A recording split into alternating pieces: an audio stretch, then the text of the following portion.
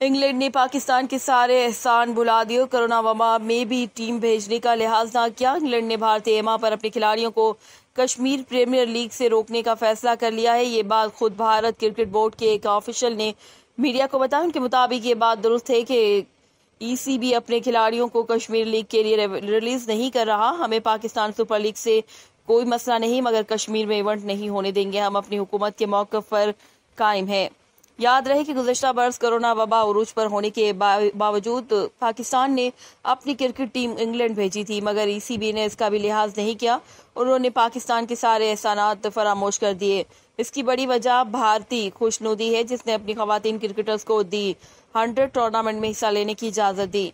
Mains event में भी चंद भारतीयों की शिरकत पर बातचीत जारी है। उधर इंग्लैंड के साबिक स्पिनर मॉन्टी पेनेसर ने कश्मीर लीग से दस्तबरदार होने का ऐलान भी कर दिया था। उन्होंने कहा कि मैं किसी तनाज़े का हिस्सा नहीं बनना चाहता।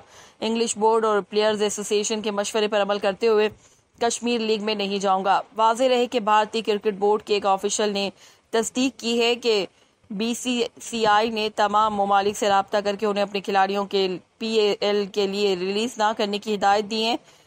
6 अगस्त को शुरू होने वाले इवेंट में 6 टीमें मुकाबिल होंगी। उनमें से एक टीम को ओवरसीज वॉरियर्स का नाम दिया गया, जिनका नाम मॉन्टी पेनेसर को हिस्सा बनना था।